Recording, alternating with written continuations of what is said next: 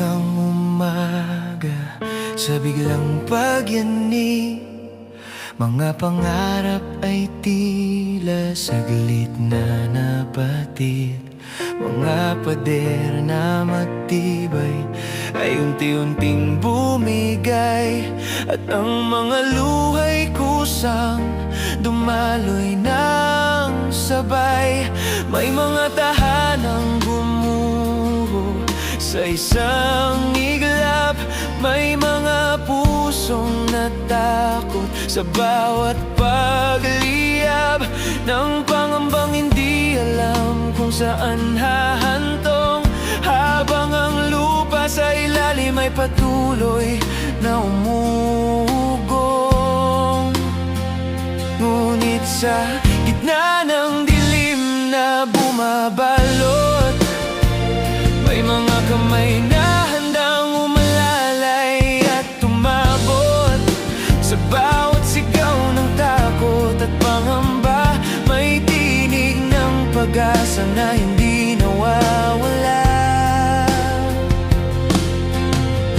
Tayo pa rin ang tatayo, kahit gaano man kalakas ang unos na dumaan sa mundo. Tayo pa rin ang babangon, kahit sugatan ang damdamin at pagod ang panahon. Hawak kamay nating haharapin ang bukas na muli nating abutin. Hindi tayo nag-iisa sa laban na ito, kasama natin ang isa't isa, kasama natin ang puso. May batang naghahanap ng ngiti sa gitna ng luha, may magulang na matatag kahit puno ng kaba. May mga bayaning walang pagod na tumutulong, kahit sila man ay may sariling dinaramdam at kinukubli noon. Sa bawat kahong pagkain na inabot ng kamay, sa bawat yakap na nagsasabing ayos lang, kapit lang kaibigan, unti-unting bumabalik ang lakas ng loob, parang araw na sumisilip matapos ang mahabang ulap at unos. Hindi man madali ang landas na tatahakin, may dahilan pa rin upang bukas ay harapin.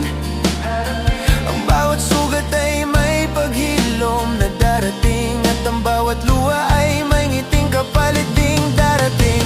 Tayo pa rin ang tatayo, kahit gaano man kalakas ang unos na dumaan sa mundo.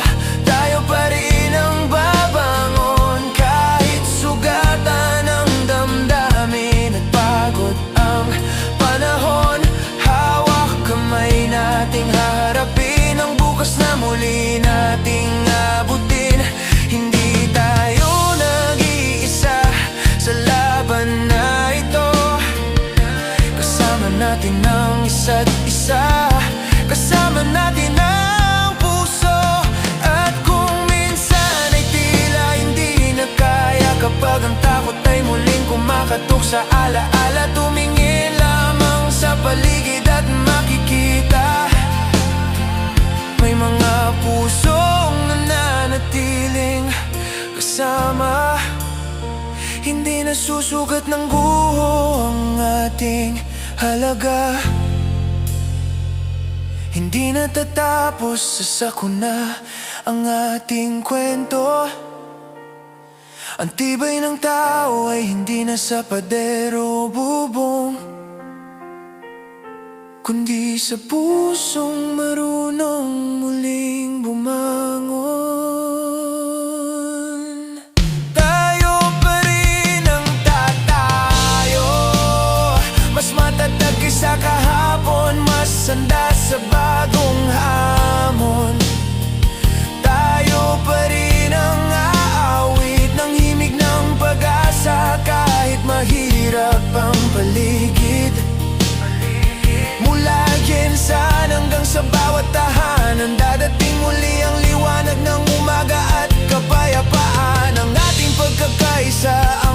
magsisilbing daan patungo sa bukas na puno ng pagmamahalan. At kapag muling sumikat ang araw sa silangan, alalaing nalampasan natin ang unos ng nakaraan. Sa bawat pusong nasaktan at pansamantalang nadapa, may bagong lakas na sisibol, may bagong pag-asang dala. Tayo pa rin ang tatayo